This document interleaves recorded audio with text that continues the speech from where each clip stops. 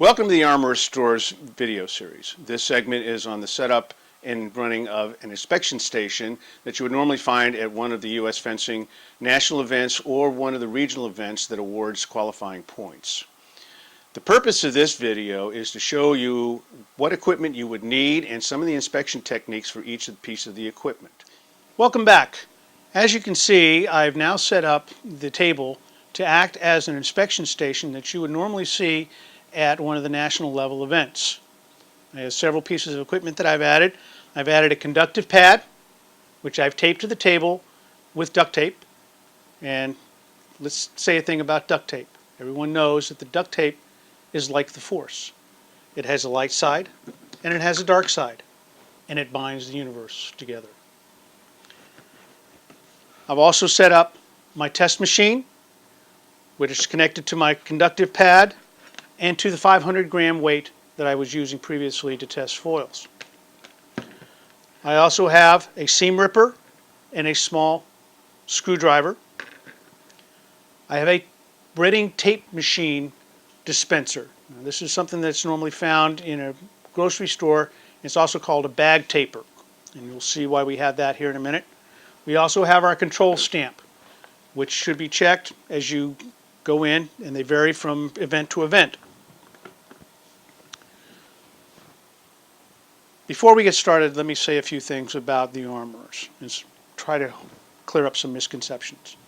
Number one, the armorers do not work for the vendors. They are there as officials of the tournament to inspect the equipment and make sure that it is good working order, that all the fencers, when they go out onto the strips, have the required equipment and that it is satisfactory into the performance specs that it is designed to. We primarily inspect limays, body cords, mask cords, masks, and gloves. Up until recently, we were also inspecting French grip épées for length and for them passing what is called the Gaboret test or the tube test. I will cover that at the end of this segment. When you show up to the table, we ask that you present at least 2 body cords, 2 mask cords, your mask, your limays,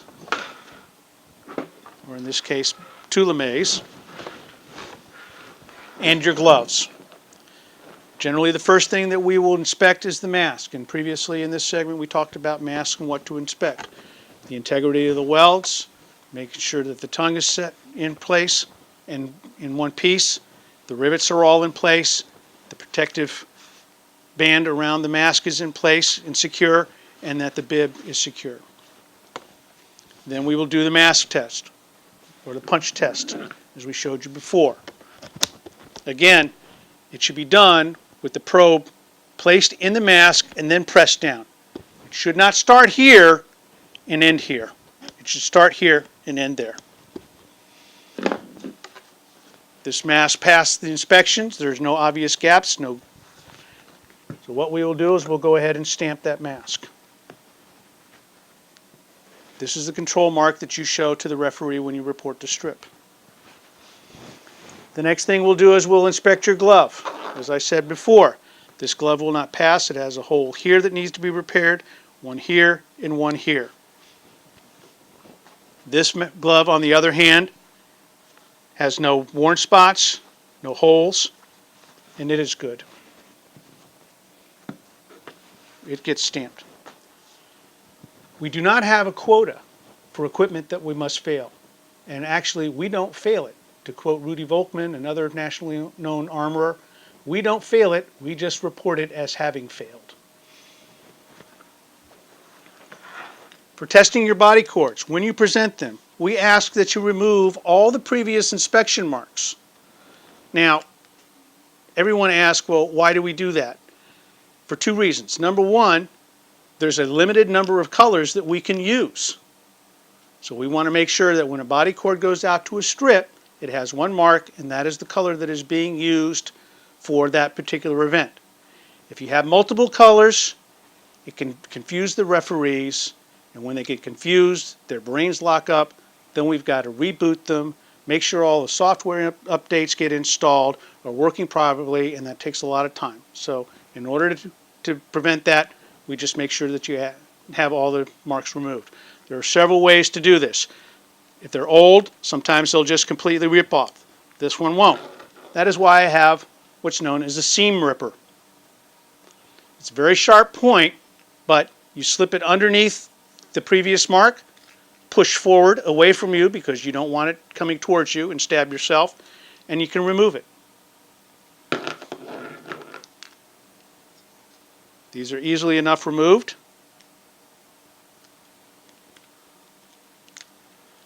And we just generally put them on the table. Now, some events will use wire wraps or different color wire wraps to mark body cords as being inspected. These generally are harder to get rid of. We don't like them in particular because they are so hard. Besides which, these can get in fencer's way. And sometimes the seam ripper will work, sometimes will not, but we ask that you remove them. Once we do that, we put it on the test machine. We test all 3 lines. Now, at one point in our history, there was a certain armorer that did what he called the jerk test. And he decided that if there was a break in the wire or a weak spot at either connector, if he took the body cord and he snapped it, it would automatically break, and therefore he didn't have to test it. That is not an approved way of testing a body cord.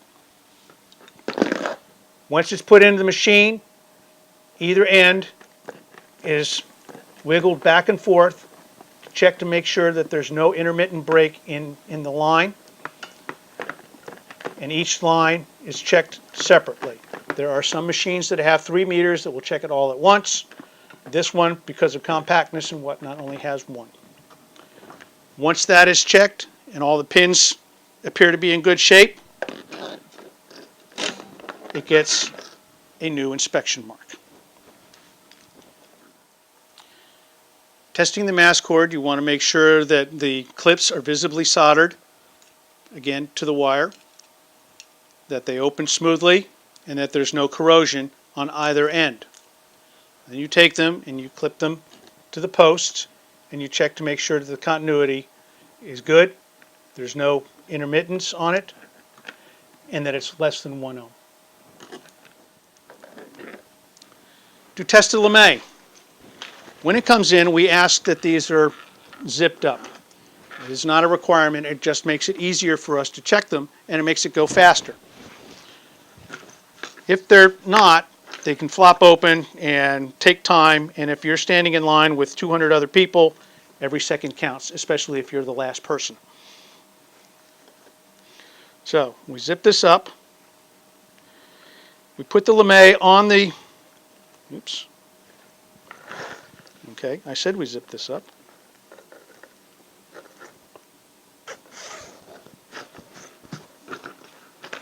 We put the LeMay on the conductive pad. What I'm now checking is the resistance of the material on the front and the back at the same time.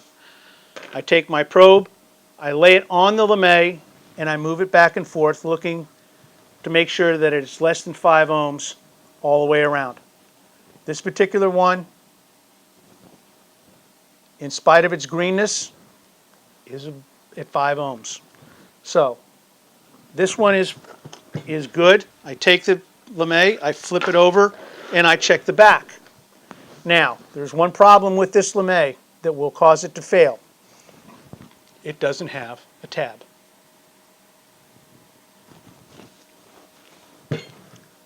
So, I give this back to the fencer, they bring it back with a tab, I check it, and I'll show you on the Sabre LeMay. But once it's been checked, then it gets stamped in the back, which is why we start with the front, we end up with the back, when it's good, then we stamp it. One of the things to check when you're doing a Sabre LeMay, you start with the front, and there are several areas that get special attention. This is for a right-handed fencer. So I am going to check especially underneath the arm of the right hand where the fencer rubs back and forth with their weapon arm. The other thing I'm going to check is down in the cuff area. Make sure that it's good. Then I fold the sleeves over and I check it. Flip the lame back over and check the back side and check the tab. Now, when you're checking the tab, make sure that your hand is underneath the tab and you check the tab separately. If you don't, if there is a bad connection between where it is sewn into the collar, and if you test the collar is good and then you come back and it's bad, if you test it against the lame material, all you're doing is checking the continuity from the front to the back, not to the rest of the lame. So you put your hand underneath it and you test it on both sides. Once it's good, then it gets stamped.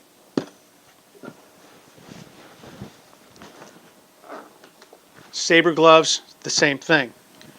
They should be tested, both the front and the back and the inside, to make sure that you have good continuity between where it comes in contact with the sleeve. Manchettes, same thing. Check to make sure that you have good continuity on the front and the back and on the inside. The other thing that you want to check to make sure is present is this finger loop.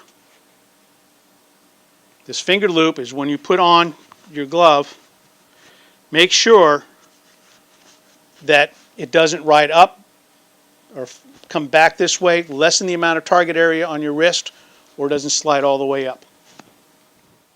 As we said earlier in the segment, up until this year, French grip épées were being tested at the inspection.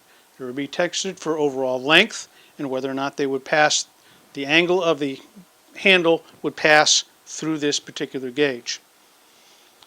This length must be a maximum of 20 centimeters. In order to test that, we have this gauge, which we call the crab gauge. We use that to test the length of the blade at various angles. This particular one will work as it passes that way. Next, to make sure that the angle or the cant of the handle is not too extreme, we take it and we pass it through a 135 millimeter diameter by 150 millimeter long gauge. It must fit down smoothly through the entire gauge without any binding. The blade must be held vertical when you're doing this. It can't be off to the side or anything like that. It must be held vertical and it must come through, and that must pass all the way through. Again, armorers don't work for vendors. We don't have a quota to fail equipment. We get nothing from either one of those places for failing your equipment. Our primary job is your safety and a level playing field in terms of the equipment out on the strip. Thank you for watching this. Have fun, good fencing, good armory, and please visit us at thearmorerstore.com. Thank you.